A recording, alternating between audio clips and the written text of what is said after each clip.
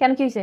ভাইয়া কি একটা গ্যাস আনছে, এই গ্যাস তো ভালো না, 2 নাম্বার গ্যাস আনছে। আর এই গ্যাসটারে নীল নীল আগুন বের হয়, এত তাপের জ্বালায় আমার রুটি পুড়ে গেছে। মানে এই লোকটারে নিয়ে আর কি কমু, তুই ক, আমার মাথায় খেলে না।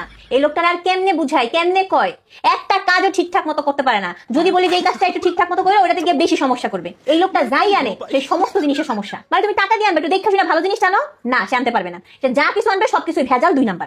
কার আমি দেখতেছি। এই কই গেল, এদিকে একটু আসো তো। কি কথা কানে দিতেছে না, তাড়াতাড়ি আসো। কি হইছে? তুমি এটা কি গ্যাস আনছো? গ্যাসের আবার রকম আছে? গ্যাসের রকম কি আছে মানে কি? গ্যাস তো 2 নাম্বার গ্যাস, গ্যাসের তো ডেট শেষ হয়ে গেছে। গ্যাসের কি একটা গ্যাস আনছো, ডেট শেষ হয়ে গেছে, এই জন্য গ্যাসের নীল নীল আগুন বের হয়। নীল আগুনের জন্য এত তাপ আসে যে তাপের ঠেলায় রুটি পুড়ে দিতেছে।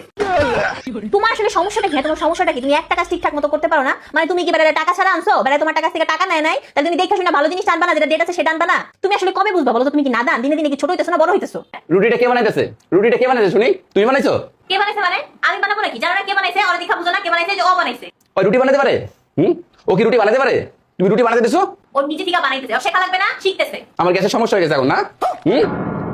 আচ্ছা ঠিক আছে, গ্যাস খোল, গ্যাসের পাল্টা নিয়ে আসি। আবু, আমার কি মনে হয় জানো, ভাইরে তুমি টাকা দাও না জিনিস আনতে, সে 2 নাম্বার ফাউল জিনিস আনে আর অর্ধেক টাকা মাইরা দেয়।